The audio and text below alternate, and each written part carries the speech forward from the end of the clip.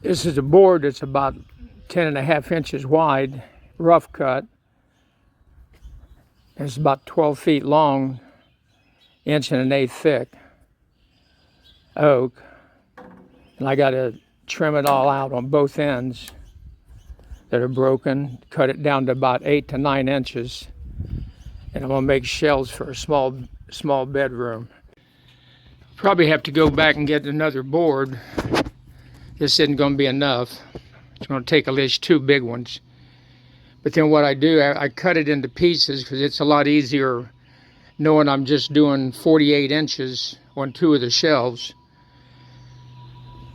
And then I still got to make the supports and stuff, but it's a lot easier to handle because I still got to plane it, sand it. But then I just took a spray bottle, or you can just throw a lot of water, it doesn't matter. And I spray it. That way it raises a grain.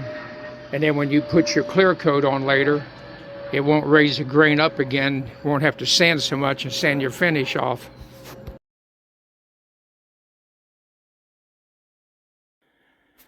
What I plan on doing for the shelves, this is actually a freestanding wall that they built before we bought the house. So it's not supported as well as others.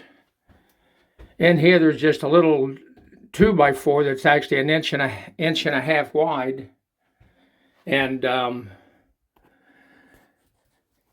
that's not so bad, but you get into the corners, there's maybe only about a quarter, half inch at best sticking out of here, and you haven't got enough room to get in here to put in a support for the shelves.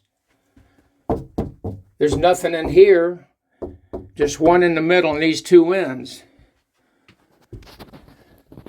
So I have to go in behind, same as like in these corners here.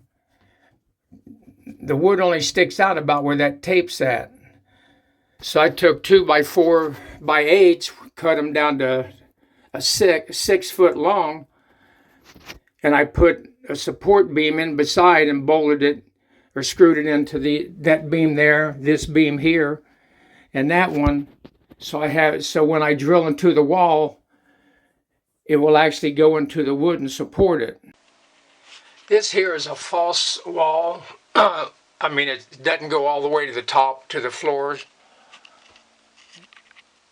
And you got to look and check, because some of these 2x4s are not totally in line. So what I do, I take a magnet and I check around to find out where the nail heads are.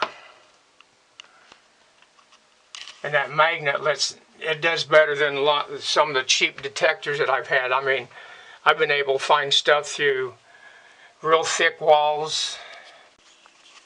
I pre-drilled a hole about 12 inches down so I could get it, put the screw part way through and then hit the screw behind it. Then I take a level, put a level on here, and I can either push this up a little bit or down a little bit, and right now it's very, very level, and put my other screw in, and then you got your support. That's why to bolt to the other side, I had to put in this 2x4, that 2x4. And then with the supports, a screw on each side went through the drywall because it was wider. So I take this piece here and I'll screw it into that part. But the easiest thing is to clamp it there. That way you don't have to hold it while you're trying to hold the screw, the light, and the drill. Helps a lot. Also, I made these where you could slide them back and forth for bigger stuff. And so they wouldn't fall off, I put this other one support in here. Otherwise you could fall off, somebody get hurt. So these 2 shelves here are about 9 inches, 10 inches wide, 4 feet or 4 feet long. But since I couldn't take them all the way to the end because you got to have be able to place to put your clothes, and you want something for storing stuff a little bit higher. I just made these 2 shelves, and they're made out of oak. Then I had to use these other ones I don't particularly care for support, because you can't take it to the other end and there's no support and can't get to that corner.